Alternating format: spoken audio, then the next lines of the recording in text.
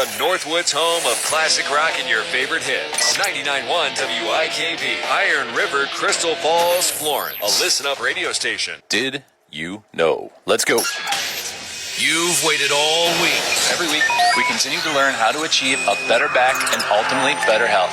Live in the WIKB studios, this is Dr. Larry.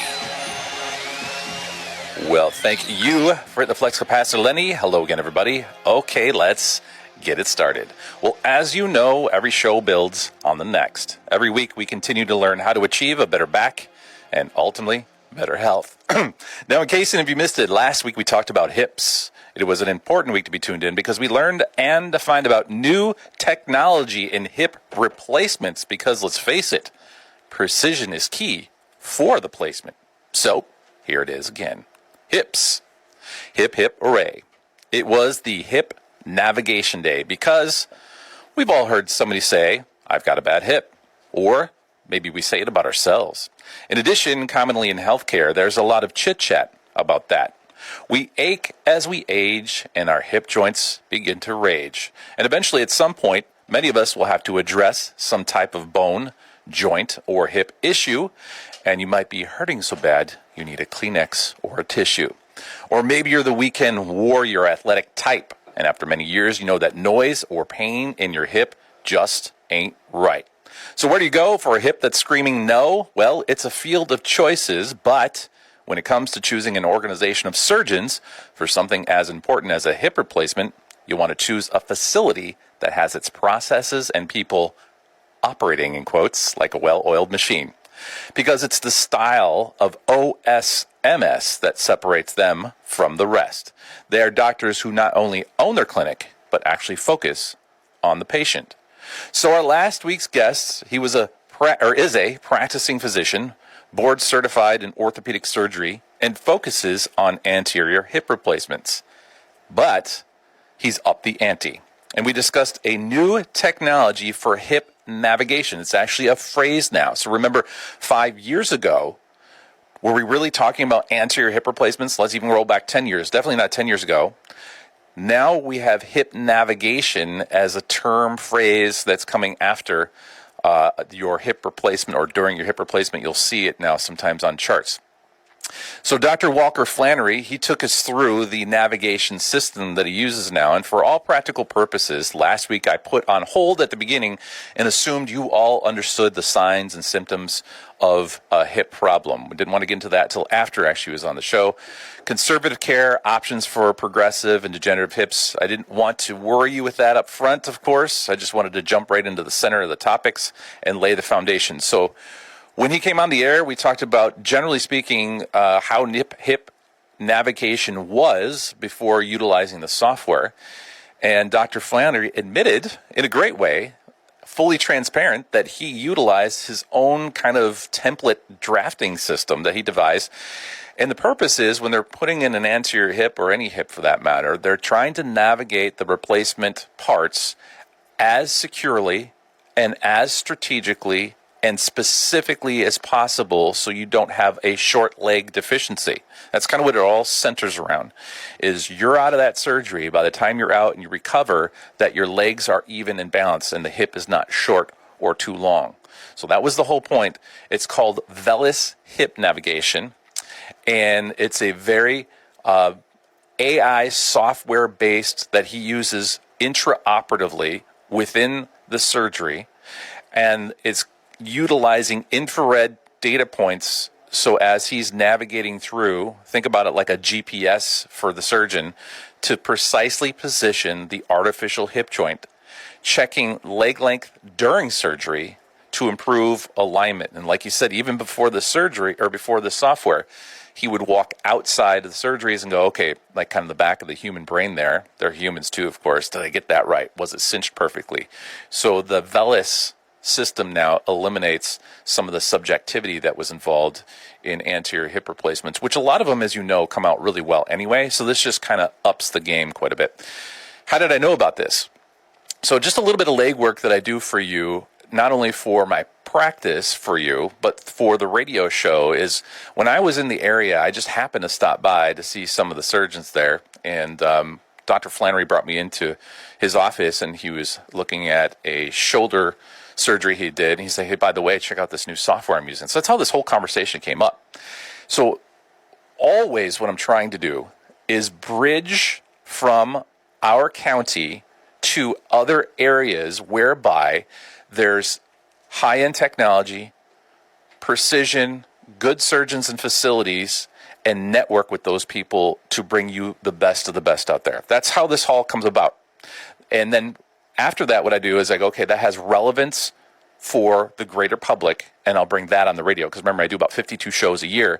There's 99% of the other stuff I actually go, well, that didn't make the cutting block. So this is one of those one that did, because it involves precision as far as anterior hip replacements, and it's new. I hadn't even heard of it until he let me know of it. Again, new. Also, to ramp that up, Dr. Tressler over at OSMS set me up and gave me the phone number of the guy from Depew, which is the Division of Orthopedic Surgery for Johnson & Johnson, and he and I have communicated a few times last year via text. So again, just putting this part of the UP on the radar and map for healthcare, because, and I'm off on a little bit of kind of a side note here, but I know the challenges that you all face to get care done and where to go and who to see and who does what best. So this is what I do for you, both on the radio and also in my practice. So navigation system, by the way, one question I think popped in bubbles in people's minds, is it a robotic navigation system? Meaning, does he just take his hands off and let the thing kind of do its job? No, he's still involved. He's still doing the surgery, so it's not robotic. It's basically just a software that helps him guide as he's doing the surgery and putting the implants in. So that was his first live call-in. We did some pre-recorded interviews before. Thought Dr. Flannery did pretty good, and for our first live call in there, and I'll continue to do some more of that throughout 2026. In the final segment last week, we switched over to kind of, should you get your hip checked? And I referenced a couple of cases. Don't have time to get into all those today, but a middle-aged local man checked himself into my office with complaints of burn pain down both legs, pain into the groin, came on gradually over several years, worsened over the last several months. Never been to a chiropractor before, listens to my show, decided to come in as a new patient. I watched him walk, and I noticed there was a bit of a side-to-side waddle. I sat him down, had him cross his legs. It was a struggle. Had him stand up, move back and forth with his torso, no problem, so it wasn't a back problem. Got 2 x-rays of his hips and said, by the way, congratulations, you need not 1, but 2 new hips. So how does that relate to you? How do you know if you should get your hips checked? Here are some symptoms, and here are some keys, and then I'm going to wrap this up for you on the things that I do for patients that I think helps them understand a little more clearly when they should get a hip. Symptoms are persistent. I'm going to break this down. Pain in the hip, of course, it's a no-brainer, specifically in the outer hip. More like a burn or a throb sometimes at the beginning. Again, this is gradual. It's worse when you're on it more, but also throbs sometimes at night. That's something where you're starting to notice some stiffness. You don't necessarily have to run out and get it checked at that point in time, but here's when you want to start elevating if you should get this, if you should get your hip checked. Pain in the leg. So if you've got the pain in the hip, outer hip, hurts at night, hurts a little more when you walk, notice it's a little stiffer. Now you start getting some pain in the leg, and it wraps around the thigh to the knee and stops. That's a good indicator you should get your hip checked out. And the final one, and this is almost seals the deal, is pain in the groin. So if you have all of the above and you're starting to have pain in the groin, also into your back, this does fool some of us out there, including surgeons too. Sometimes we got to differentiate if it's coming from a back, is it sciatica, or is it the hip? But if you have all of the above and you notice in addition to the hip and the leg pain, you've got some pain in the groin as well, and now you've got some maybe clicking and popping inside the hip, good idea to get the hip checked out. And here, I'm going to tell you why. How long can you wait? How long can you wait after a doctor like me or you or Dr. Flannery checks out your hip? Here's some real life scenarios. Sometimes patients they'll walk in. I had a lady walk in. She had right buttocks pain, leg pain, and pain into the groin. Stopped at the knee. Now you know she probably needs a new hip, or she should get it checked out. I explained the positive and negatives, and she said, Dr. Larry, I need to have at least a year. I said, well, you're completely bone on bone, but it's not flattened out yet, so yes, let's see if I can buy you a year. And I was able to get her a year by doing some treatments in my office to traction out the leg. A retired fella, I looked at his hip, and I said, it's bone on bone, but it's starting to flatten out, and you're getting some cysts. You got about 6 months or less. And all he had at the time was the first 2 level symptoms that I said. He said, I'll be fine for the winter. Comes back in March, leaned over, almost walking on a cane. I said, bingo, you're ready. He's like, oh, I'm past ready. But here's the catch. He also had a cardiovascular problem, and that delayed getting the hip. So he was a hurting unit. So the point is this. If what I like to do, and if your other practitioners, if you go in to see them, is to give you a mileage report on your hip. That's not something necessarily medical. It's just practical. A mileage report. Hey, by the way, due to this margins and A, B, and C, rather than just say, okay, wait till it hurts so bad, call, and then get the hip replacement, I try to give people a mileage report. 6 months, 12 months, 2 years, 5 years. And overall, after doing it for quite some time, it's pretty accurate. So that gives you an opportunity to plan, like a hip evaluation I just did right at the first of the year. The guy's insurance is kind of lousy, and I said, you're going to need a new hip at least within 24 months. So he said, okay, I'll get it next year, and I'll make arrangements with my insurance. So that's some of the things, and I'm going to give you just kind of a rattle off a list here real quick because it's a wrap up. Some do nots. Don't wait so long that the ball part of the hip flattens or fractures. Don't try to stretch your way out of a known hip joint problem. So if you know you need a new hip, you can't stretch your way out of the problem. It makes it worse. And don't try to supplement your way out of the known hip joint problem either. It doesn't do much. There was more. However, if you missed the entire show and want to be more in the know, then log on to my website, drlarryradio.com. Hit the subscribe button, follow the links, and listen to all my shows. They've been uploaded now, which you can listen to at your leisure as a podcast. And here's the final point. If you need a hip, just remember Dr. Flannery's new navigation tip. Now, beyond that, in addition to the compass, last week we learned a simple self-test for a tight hip. I kept the theme going. It was another Dr. Larry cool tool, and you can call my office for a freebie reminder just in case you're in need of a retip or a tip up. And so that was last week. Hi-ya. Now today we'll forget that monologue for a moment and keep remembering those mandatory communication skills all doctors must have, which are inquisitive listening and staying positive. Aww. Again, it often means the difference between sick and well. Also, it's another month of the year, so let's keep our backs in gear. So in our tip and trick segment today, we're going to learn a simple self-test for a low back, what it likes. Easy one for Lenny. And of course, you, Lenny Rocks, are calling it out right from the broadcast booth while we crank up the tunes and I hit the center stage for the demo. However, before all that, in order to have good health, you don't need a lot of wealth. So let's flex our forebrain and put some knowledge to the game, because today we're going to talk about, hit it, Pearl. Dr. Larry brings you another segment of Did You Know? Why? Why does someone have surgery, the incision heals, but they still hurt? Why? Why does an ankle sprain from 10 years ago still flare up? Why? Why does a C-section cause low back pain? Why? Why should you potentially be concerned years after having any type of abdominal surgery? I'll tell you why. Scar tissue. Let's go over the issue with scar tissue when we get back from the break. Stay tuned. You're listening to the Dr. Larry Radio Show. Dr. Larry will be back in a moment. This is Scott from Crystal Falls, and you're listening to Dr. Larry Radio. I got injured in a co-ed soccer league. They immediately told me that I'm going to have to speak with an orthopedic surgeon. My first thought was OSMS. I knew they worked with athletes in the past, and I knew that they had really good orthopedic surgeons. The team at OSMS really were all on board with getting me back to what my life was. My goals were their goals. I wanted to get back to my best, and they wanted the same thing for me. It's amazing that I can still do what I did before.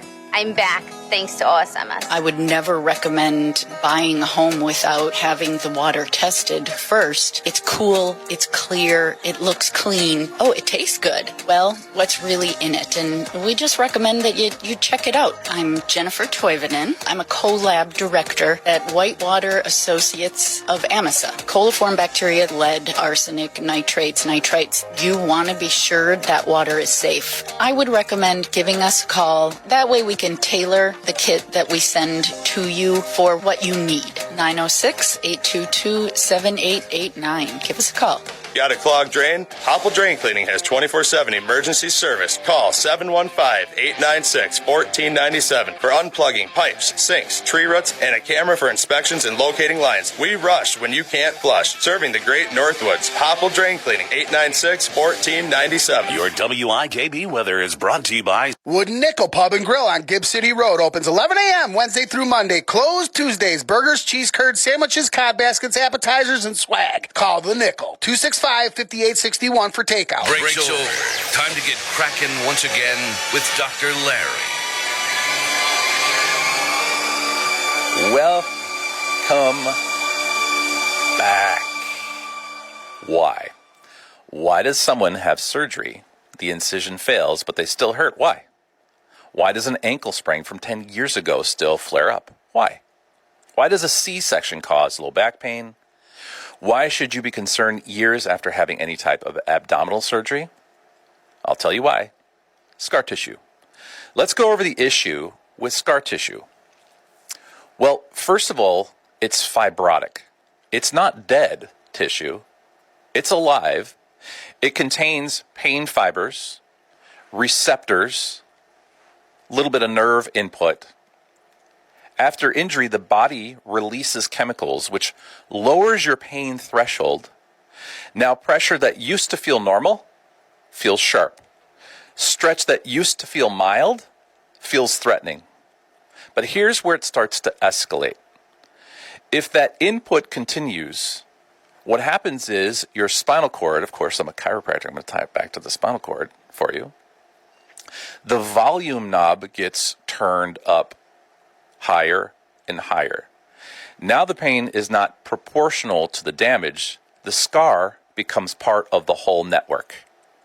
It gets infused, woven in to your body, woven in to the nervous system, woven into the sensors and the feedback, muscle, tendon, ligament, wherever that scar tissue is, it becomes part of you and the network. And here's where most people miss. Scar tissue alters things. The brain relies on accurate movement signals. Scar tissue changes that. Glide, tension, sensation, signaling, and the brain begins to build a new map. Oh, here's navigation again. Now 2 weeks with navigation, but in a different way. But it's a compensation map. It's not the map that you had before the scar tissue. It's a new map. So here's how. Let's give an example of, let's say, a C-section scar. It alters your core activations, which changes your pelvic control, which overloads the lumbar spine. No disc herniation is required, just distorted mechanics from the scar tissue from the C-section, altering the mechanics of your spine, your hip, and your pelvis. So let me ask you something. Do you have a surgical scar that still feels tight? How about a numb patch that burns? How about an old injury that still never feels right? If you have a question about scar tissue, remember WIKB.com, 99.1 FM, WIKB.com though. Scroll down, fill out the form, ask Dr. Larry link, and I can answer a question about scar tissue if you have any. It's wonderful the radio station sets this stuff up for you. Totally free. Just got to fill out the form and ask a question. WIKB.com. Ask Dr. Larry. So I want to clear something up. You do not break up scar tissue. You remodel it. Now, am I guilty of telling patients we're just going to break up the scar tissue? Absolutely. It's an easy thing to say, but I'll also circle back around. We got to mold and shape it. We got to make it like a piece of putty. The collagen aligns along with the stress lines of the scar tissue, and it responds to some things. And I'm going to deep dive into these things for you because there's a lot that you can do at home understanding a few of these background mechanics of scar tissue because it's a thing. I don't know if you've ever gone into a physician's office and said, hey, by the way, can you diagnose me with scar tissue? I think I have it, and what do I do about it? I don't think that's a top 10. The reality is you might be going into a physician's office, chiropractic physician, could be regular physician, could be orthopedic, and your issue is scar tissue, but it's not one of those things you come in with. You just say, I've got this pain, some stiffness, I'm not quite sure what it's from, could be blah, blah, blah. So this is why I'm going through this for you today. So scar tissue responds to progressive loads, eccentric control, and I'm going to explain that, so hang out with me. Neuromuscular reeducation, I'll make it 8-year-old simple, just bear with me, and time under tension, not random force. So I'm going to slow it down. Because you cannot break up scar tissue, then what do you do and how do you remold it? So there are 4 things. The progressive loading means gradually increasing stress on the tissue over time. Scar tissue aligns with the lines of stress that you constantly apply to it. And if you don't load it, it stays disorganized. If you overload it, it becomes inflamed. But if you load it strategically, the collagen fibers realign, stiffen, reduces, strength improves. This is biology and not theory. So that's the first step. The second thing is eccentric control. I'm going to explain it. It's controlled lengthening under a load. This is where the real adaptation happens. When a muscle lengthens under tension, it creates mechanical signals, and those signals tell cells how to organize the collagen, and random stretching does not do this. Passive stretching and pressure can't accomplish all of it. So, what is the difference between eccentric or concentric loading? It's simple, clear, and I'm going to make it easy for you. There's 2 basic ways the muscle works. Concentric, contract. Eccentric, unload. So when a muscle shortens, it contracts, as you know. You're lifting a weight. Tim likes to lift weights. You can tell he's got bigger shoulders than me, probably for more reasons. The weight of the world is on his shoulders. Plus, he clanks it out in the weight room. It's making me a little jealous, I think. I used to work out with heavy weights, but no. Anyway, that's Tim. You pick up a grocery bag, your bicep shortens to lift. That's concentric. It is the up phase. The eccentric is different. The muscle's working, but it's lengthening under a load. You're lowering the weight with control, same grocery bag. You slowly lower it to the floor. Your bicep is still active, but it's lengthening. That's the difference. Now, naturally, of course, you got to do both, but that's the concept of what it is. It's controlled unloading.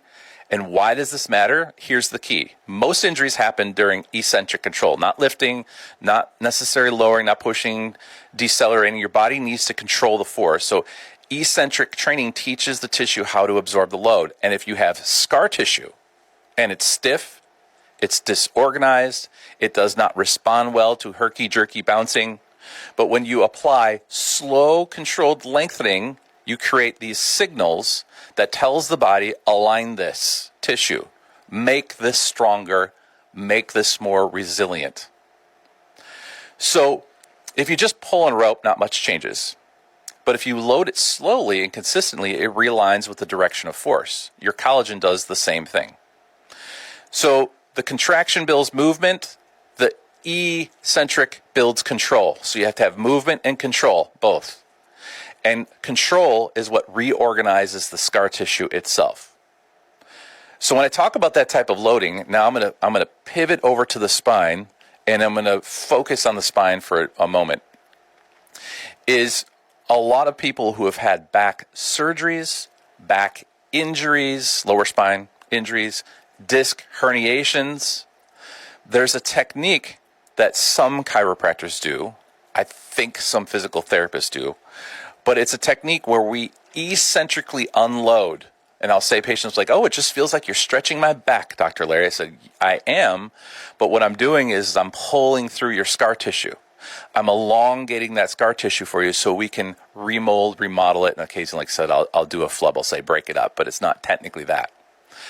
So the fascia, the surrounding tissue, when you have this fibrotic tissue or when a disc herniates and it responds with inflammation and all the other chemicals, the body really wants to get into survival mode quick, and that's where the scar tissue comes in. Got to bind this stuff up, put on some cement, shellac it all in there, not worry about what it looks like to the carpenter, and that's your scar tissue. And if you've ever feel it on somebody or yourself, and I'm going to, again, kind of, the back one is almost the easiest ones to feel. It becomes, like, between the spine and the muscle, it becomes like this hard ridge where they had the surgery. It's really, really, I wouldn't even say gummy. It's more than that, and it's not as pliable. So again, the concept would be, it's not just, let's say, getting adjusted, if we're going to use that term. It's more about the eccentric unloading. Things you could do also with home exercises and home routines. So grab these bullet points down, and let's distill it down to, if you've had a laminectomy, a discectomy, the fibrosis and the scar tissue can form around the nerve root itself as well. So if you have a family member, or you yourself, or a neighbor, and they've had back surgery, 1, 2, 3, you name it, and they're consistently complaining that the surgery didn't work, which is possible, but let's assume it did work for now. The scar tissue that forms around the muscle, the fascia, and the nerve root could be the problem. And if it's not corrected, remolded, it will continue to plague no matter what. And you could have 2 more surgeries and still have to deal with it. So the point is this, and by the way, that symptom or those symptoms mimic the symptoms you had which caused you to go get the surgery to begin with. So it's a playoff. But in this time, it's the scar tissue that could potentially be causing it. So keep those things in mind. Nerves don't like to be tethered. This is why some patients will say, the surgery worked, but it still feels tight, or it's not the same, or I think it failed. So nerve fibers themselves, wrapped around with scar tissue, have to be unloaded as well, and have to be eccentrically elongated. Now, you got the term, eccentric unloading. Education class, your kids and grandkids are at school, and you're at work or you're retired at home, guess what? School's in session. So when you apply this load to your spine, now me as a practitioner or the practitioner do it, tension under control, this stimulates all of the breakdown that you need of the scar tissue or the remodeling of it, and begins to help with the scar tissue wherever it spiders. I always say, it's like, have you ever seen a spider with a web? This is kind of what the scar tissue does. You can use the phrase traction. That will get you somewhat into the realm if you go into a practitioner to talk about this, if you think you have scar tissue. Traction would be one thing. Certain types of Pilates and yoga stretches can accomplish some of the scar tissue remolding. As you heard, the lifting weights won't. It's not that it's bad for you, it just won't remold the scar tissue like you want. And FYI, the short action, clickbait, chiro cracking that we see on YouTube, 0, not much for the scar tissue. So if you're getting racked and cracked at the chiropractor, that's not going to do a whole lot for the scar tissue. It might sound like a lot of noise. It might seem like things are busting up, but it does not clinically do a whole lot for the scar tissue. You've got to do the long, slow, progressive loading like I just had mentioned before. Okay. Now, this also falls in step. So here would be kind of like an outline for you. Step 1, to reduce the protective guarding from the scar tissue. Step 2, restore the motion within the segment or the joint, wherever it's at. Step 3, apply some traction and some fluid glide care or eccentric unloading. Step 4, continue to load under control eccentrically, stretching, but not necessarily stretches, and retrain the stability of the area. That is remolding of scar tissue. Clinically, I've seen it right before my eyes. I'm going to give you a case example. If I mention this guy's name, you'll know who he is. Of course, I can't because of HIPAA, right? Heavy equipment operator, multiple back surgeries. I got him. Bubbled up scar tissue, lower spine. We really, the day one, I'll never remember or never forget it. Laid on the table, I could barely move his back left to right. He's face down, and my table distracts and moves. I maybe an eighth of an inch left and right. And he was getting radiating pain all over the place. That was the scar tissue that was activating. Over time, within 6 months, I could laterally flex side to side, 45 degrees, 45 degrees, 45 degrees, so I could bend him. I always say like an Olympic gymnast now, and he laughed. Did it fix him entirely from everything he had? Of course not. But it got him so good that he was able to go back into equipment for a while and run some machines because he felt good enough to do it. All I did for 6 months was unload the scar tissue and remold it. That's how important this is. That's why I want to do a show like this for you. Nobody that I'm aware of in doing this type of work for 24 years, by and large, top 100 things that come in and say, I've got scar tissue, can you help me out with it? But that's why I wanted to put it on your brains. So, it's unorganized tissue that you've got to organize. It's part of you now, the network. You've got to retrain it for your body. Time under tension. A couple of these little sound bites I'm just dropping into your ears before we head to a break. Because coming up, I want to talk about specifically abdominal surgery. Scar tissue from abdominal surgery.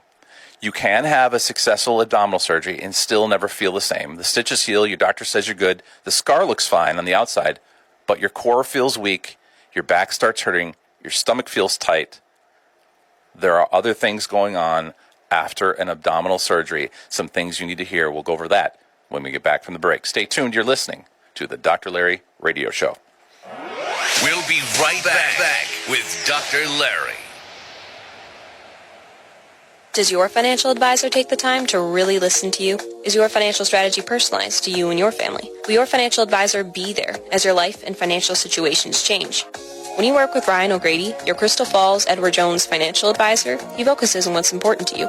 You'll work together and use an established process to create a personalized financial strategy, backed by the advice, tools, and resources to help you reach your goals. And you can partner long-term to help your strategy stay on track.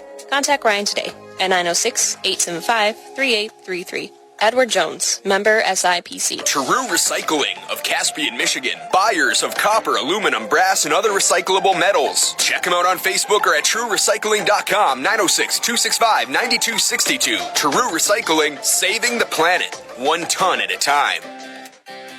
Love is in the air at Jensen Aikens. This February, fall in love with comfort and upgrades during our Sweetheart Sale. Buy any major appliance and get a small kitchen gadget free. Whether you're updating your kitchen or upgrading your laundry room, now's the perfect time to treat yourself. Don't miss the Sweetheart Sale happening all month long at Jensen Aikens of Conover. Of course. Here's your Iron River and surrounding area forecast.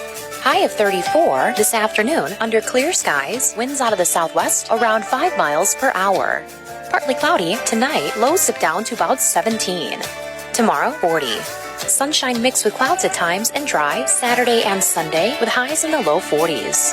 From the Weatherology Weather Center, I'm meteorologist Jennifer Wojcicki on WIKB.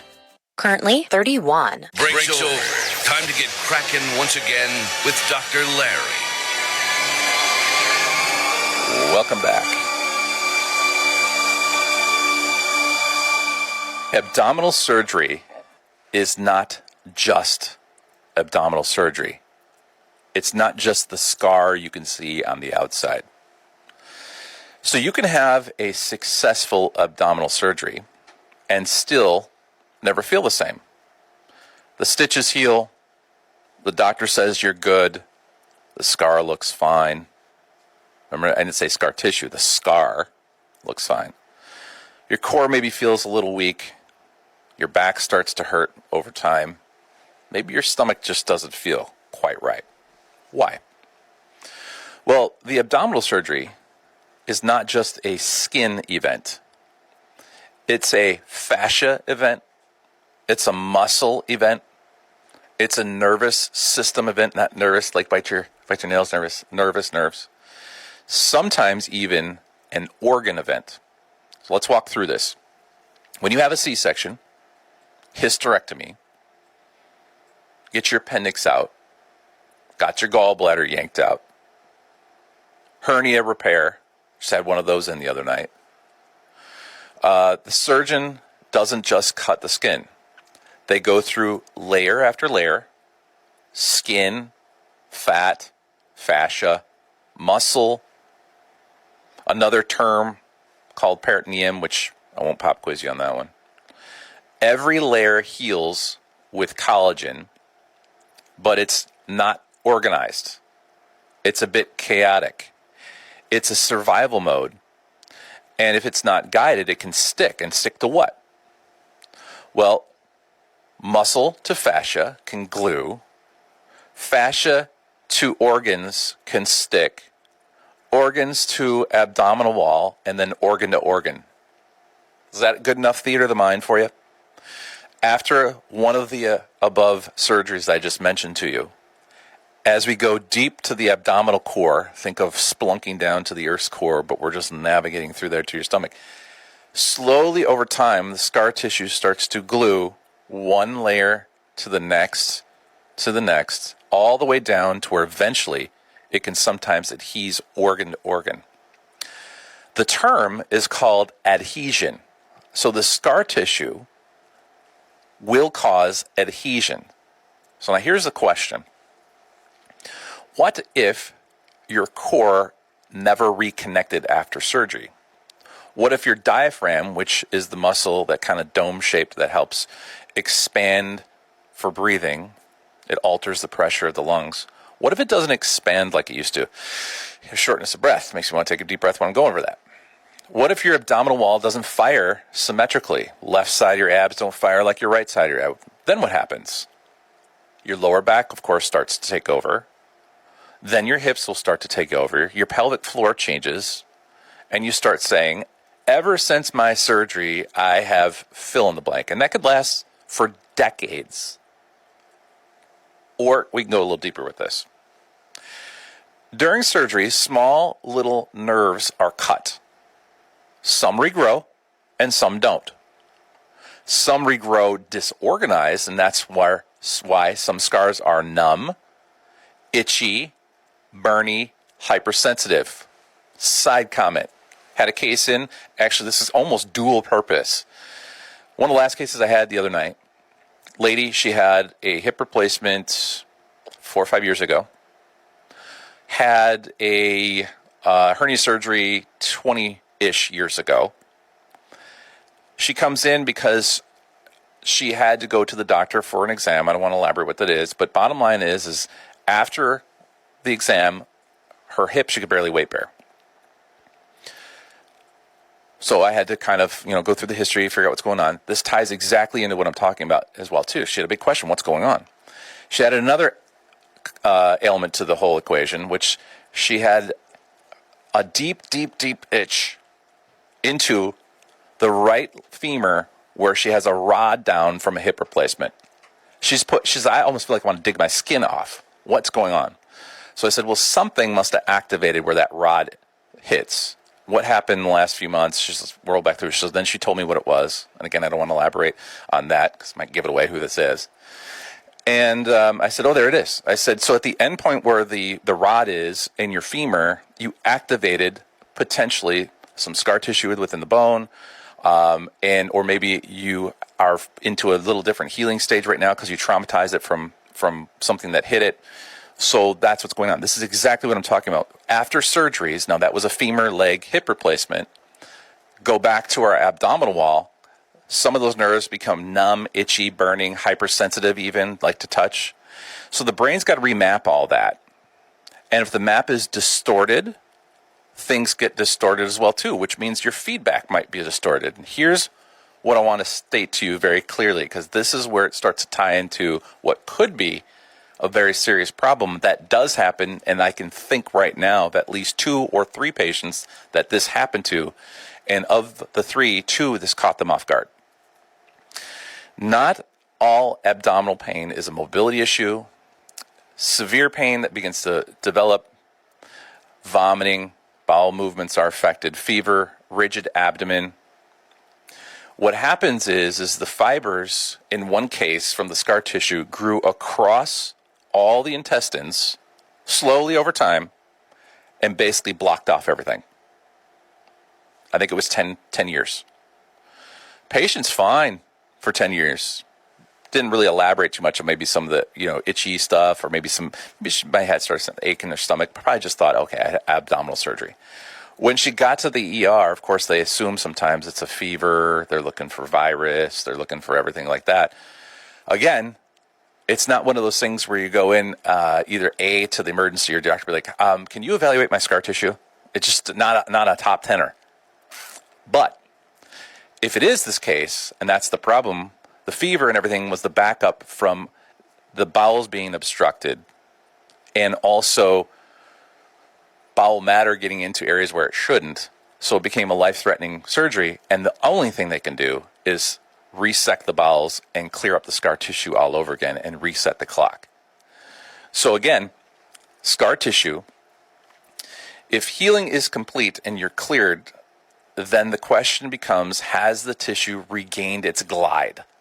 Has, as far as abdominal goes, but again, now you can apply it to everything we just talked about before last break, has the core regained its timing? Because you contract your muscles like you used to. I was just having a discussion here with somebody at the radio station, no names, talking about a surgery he had. And it just doesn't quite feel right after the surgery he had. It's not nothing bad yet, but just something's a little different off. The surgery fixed the problem. And then, of course, my recommendation would be, now, if it gets worse, you just got to fix the scar tissue from the surgery. Are you compensating for scar tissue? And here's, again, what happens and people miss. The breathing diaphragm begins to cling to the abdominal wall. If the scar tissue, it limits your expansion, you just can't quite take a deep breath in. The system pressure changes within your abdominal cavity. Your spinal load changes. Maybe you start feeling a little more fullness in your stomach, lower or upper, maybe in your back even. Almost might feel like a kidney stone. What you can do, and there's some things to do if you've had abdominal surgery, and this I'm going to have to put on you to look up.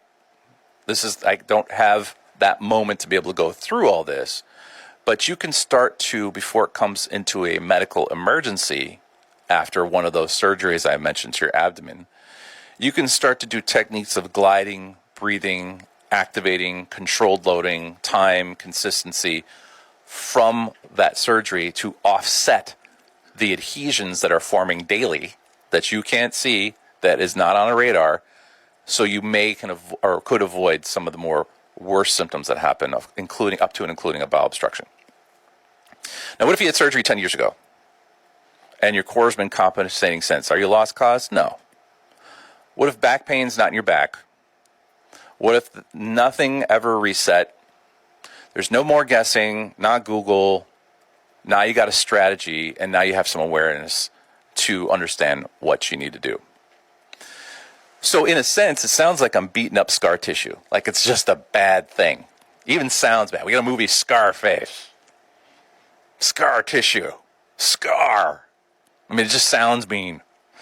Well, the scar tissue does save you in lots of ways. It's a helper tool for you. You just have to be aware of it, and you have to deal with it. So it's really a kind of a marvelous mechanism. It's just surgery in and of itself is trauma. So even though a surgery will fix something, it traumatizes the area, and the result is scar tissue and then adhesions as well. So it's not that, I should have never got the surgery. Obviously, we needed it. And again, let's wrap this up with injuries as well. You got injury in place, and the ankle's just not quite right, the foot's not quite right, the wrist isn't quite right, you name it. Shoulder after shoulder surgery, that's a big one. You get a rotator cuff repair, it fixes the problem. Your shoulder starts to get stiffer over time, aches a little bit more. Scar tissue and adhesions. Those are the terms I would kind of want to float above your head right now, so you have it etched into your brain. Now, symptom-wise, again, like I said, as I kind of want to end this, is the symptoms can be identical to what you actually had the surgery for. Because if it adheses to the nerve or the muscle, then it's recreating those symptoms that you had. So your first focus, at least at this point in time, would be the scar tissue and adhesions. Okay, upcoming announcements and our tip and trick of the week after the break. This is the Dr. Larry Radio Show. We'll be right back with Dr. Larry. I got injured in a co-ed soccer league. They immediately told me that I'm going to have to speak with an orthopedic surgeon. My first thought was OSMS. I knew they worked with athletes in the past, and I knew that they had really good orthopedic surgeons. The team at OSMS really were all on board with getting me back to what my life was. My goals were their goals. I wanted to get back to my best, and they wanted the same thing for me. It's amazing that I can still do what I did before. I'm back thanks to OSMS. I would never recommend buying a home without having the water tested first. It's cool, it's clear, it looks clean. Oh, it tastes good. Well, what's really in it? And we just recommend that you check it out. I'm Jennifer Toivonen. I'm a co-lab director at Whitewater Associates of AMISA. Coliform bacteria, lead, arsenic, nitrates, nitrites. You want to be sure that water is safe. I would recommend giving us a call. That way we can tailor the kit that we send to you for what you need. 906-822-7889. Give us a call. This is Mason from Iron River, and you're listening to Dr. Larry Radio. Stevens Real Estate has been the top producing real estate company ever since 2009. With convenient locations in Iron River, Florence, and Iron Mountain, buying and selling real estate has never been easier. Our team of pros is your team of pros, trusted since 1979. Break's over. Time to get cracking once again with Dr. Larry. All right. A couple of things before we wrap up the show and get to the weekly tip and trick. What do you think about scar tissue now and adhesions? A little bit more of understanding. I don't know what each individual practitioner does necessarily or how they communicate this stuff. So I guess I take the opportunity to communicate to you like I would communicate, exactly like I would communicate to patients that come into my office when this comes up. And I try to bring it up when I feel it or know it or make people aware of it. Again, it's kind of one of those things as trying to bring up priority stuff with people when they're in the office. And this is the best part, is I get to talk to you right now as a clinician to you as a listener and patient. So essentially you're getting a visit. And, maybe this isn't relevant to you right now, but it could be at some point in the future. But get past ourselves, as we all try to do, could be relevant to somebody that you know, but nonetheless, the point is that this stuff, I don't know how often it's communicated. I could say, if you want to talk about, viral marketing for scar tissue and adhesions, not a lot. I mean, there's not a lot like it's not great clickbait, to be honest with you. So just borderline insurance talk seminar I gave, but the point is we got to get through it, and you got to hear it because it's something you got to deal with. So I was going to do a show on common sense today. That one took over. So maybe common sense next week. Okay, here's a list of possible upcoming shows and some updates. Sleep apnea, a serious sleep disorder where breathing repeatedly stops and starts, often causing loud snoring. I did last week for Tim. He laughed. He laughed again this week. Gasping and poor sleep leading to daytime fatigue, concentration issues, and increased health risks like high blood pressure. The most common type, OSA, or obstructive sleep apnea, happens when the throat muscles relax and block the airway. Central sleep apnea occurs when the brain fails to signal breathing muscles. I don't want to say more serious, more unique. Diagnosis involves a sleep study with treatments ranging from lifestyle changes and CPAP machines. I'm going to do a show on that, but I'm going to do one of my favorite shows on that. I'm going to bring in a guest. Lars from Total Respiratory. Lars. He's at 500 West Genesee Street. Total Respiratory has 39 locations. Decided to open up one here in Iron River. You got another amenity. Number over there is 906-999-8271. It's going to come on WIKB.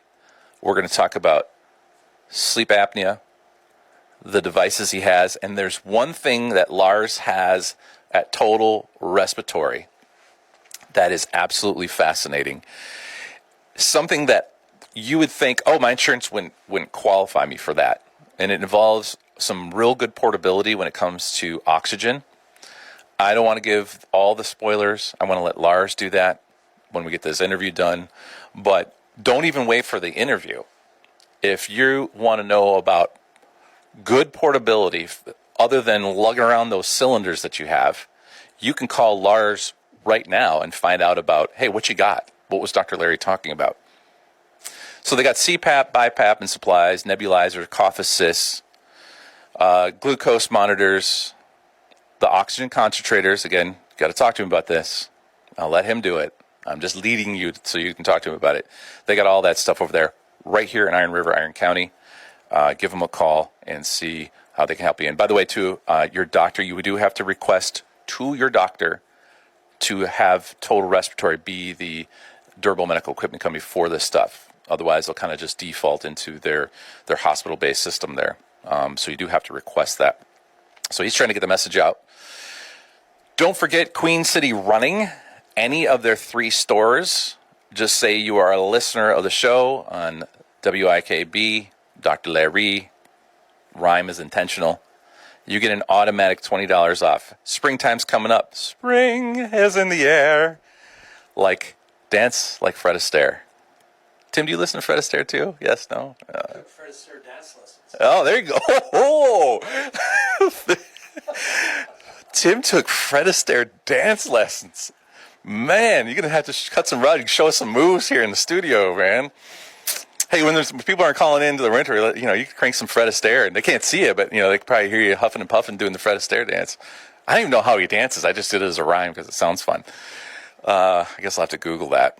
So, yeah, all 3 of their locations, Queen City Running, Houghton, Marquette, Iron Mountain, stop by, say, bingo, Dr. Larry, WIKB, heard the show. Give me my discount, and they'll fit you for the right shoes as well, too. Don't forget to, remember this is the announcement time. Lenny, his finger's itching to get to that tip and trick. He so wants to do this. All right, don't forget the Ask Dr. Larry link on WIKB.com. Use it. Ask me a question about scar tissue. Your local radio station, terrestrial radio, just upgraded their whole sound system here. It's not really sound. It's the interface system. And one of the big shots was just in here. He's in a tie. I think he's going to the to Forest Park or maybe the schools right now. It's your local radio station. They're trying to set up amenities for you, and they're offering you free advice. I have consultation fees. People pay me.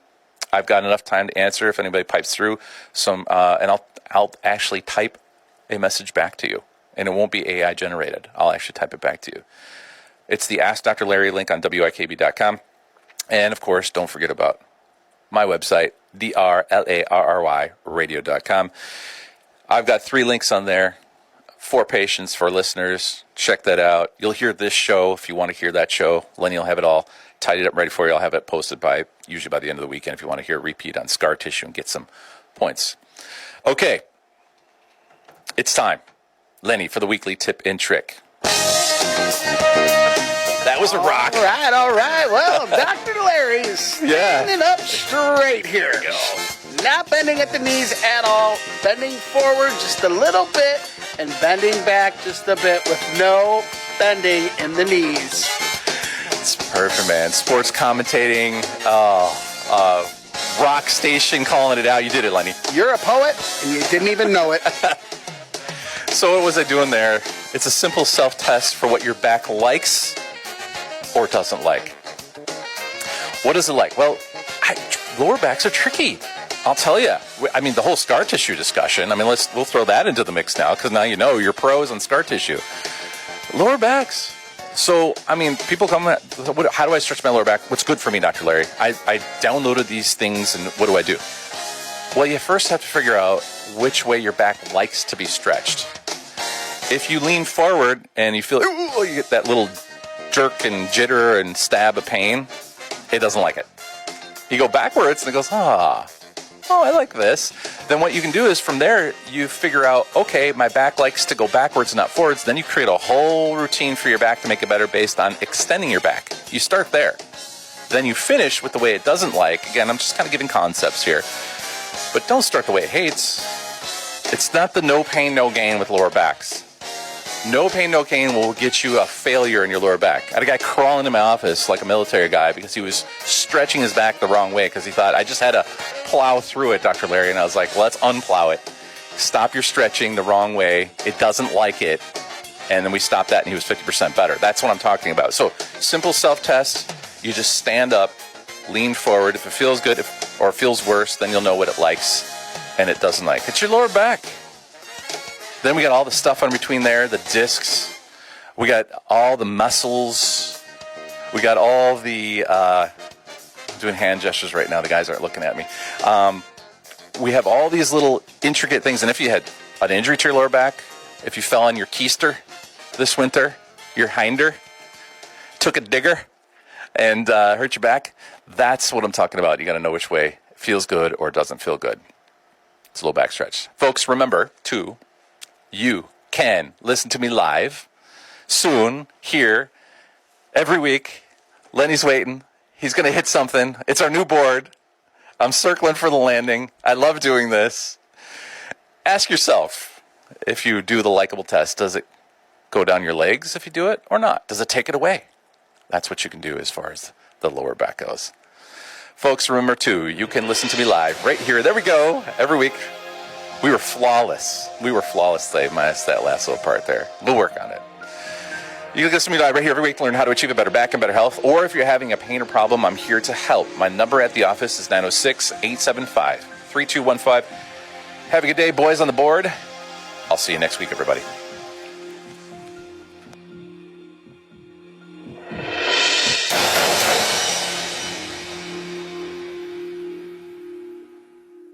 The home of telephone time and all your favorite classic hits. WIKB, Iron River, Watersmeet, Crystal Falls, Florence. 99.1 WIKB, a listen-up radio station.